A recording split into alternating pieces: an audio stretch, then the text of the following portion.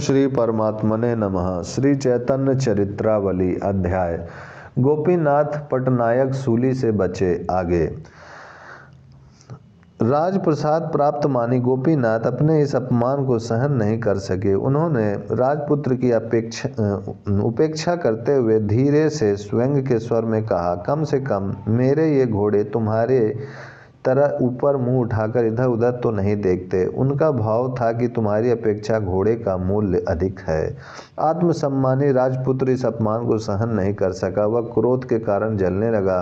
उस समय तो उसने कुछ नहीं कहा। उसने सोचा कि यहाँ हम कुछ कहें तो बात बढ़ जाए और ना जाने महाराज उसका क्या अर्थ लगावें। शासन में अभी हम स्वतंत्र नहीं है। यही सोचकर वह वहाँ से चुपचाप महाराज के पास चला गया।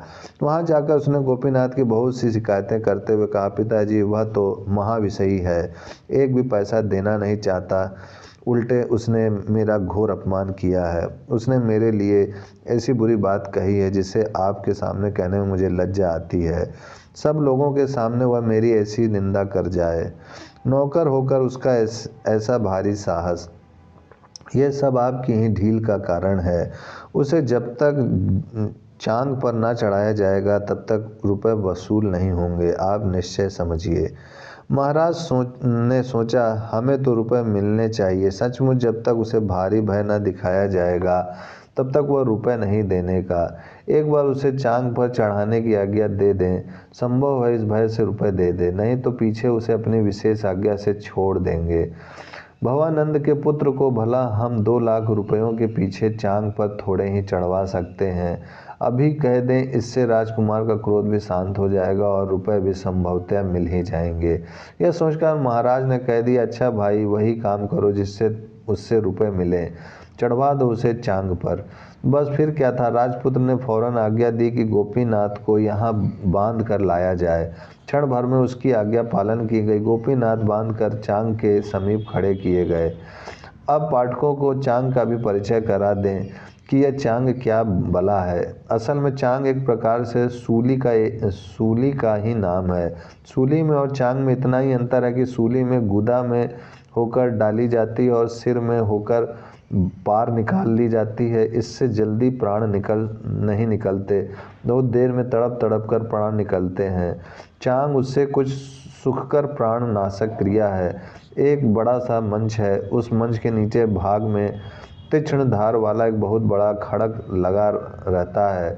उस मंच से अपराधी के इस ढंग से फेंकते हैं कि जिससे उस पर गिरते हैं उसके प्राणों का अंत हो जाए। इसी का नाम चांग चढ़ाना है।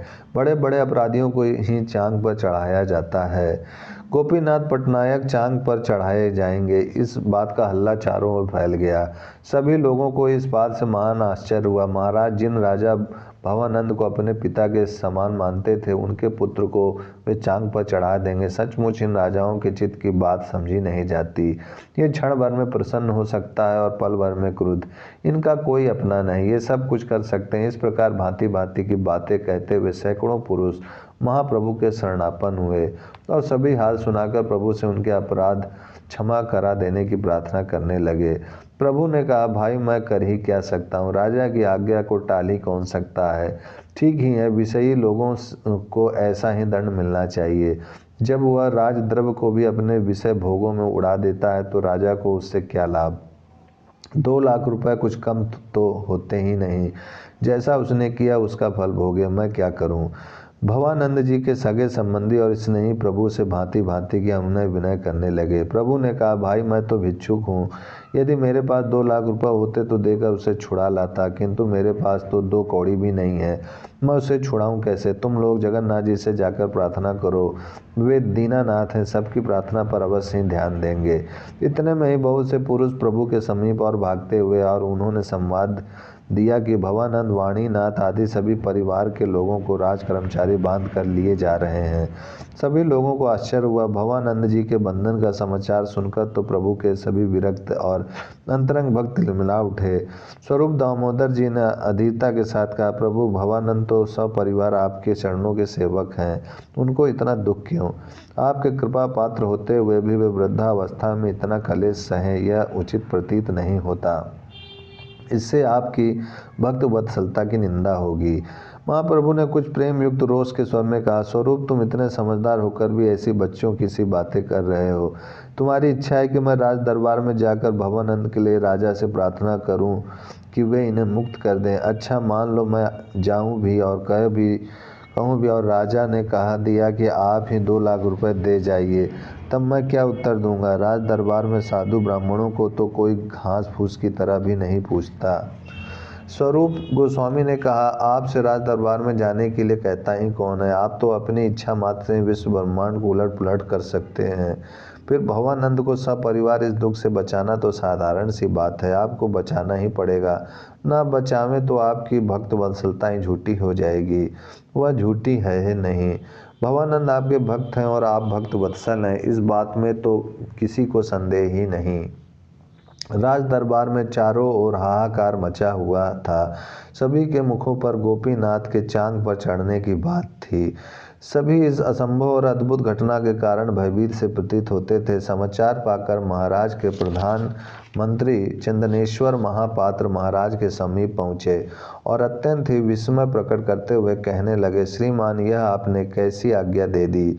भवानंद के पुत्र गोपीनाथ पटनायक तो आपके भाई के समान हैं, उन्हें आप प्राण दंड दिला रहे हैं, सो भी 2 लाख रुपए के ऊपर। वे यदि देने से इनकार करें तो भी वैसा करना उचित था, किंतु वे तो देने को तैयार हैं। उनके घोड़े आदि उचित मूल्य पर ले लिया जाए, जो शेष रहेगा उसे वे धीरे धीरे देते रहेंगे। महाराज की स्वयं इच्छा नहीं थी। महामंत्री की बात सुनकर उन्होंने कहा, अच्छी बात है, मुझे इस बात का क्या पता। यदि वे रुपए देना चाहते हैं तो उन्हें छोड़ दो, मुझे तो रुपयों से काम है, उनके प्राण लेने से मुझे क्या लाभ। ओम शांति शांति शांति।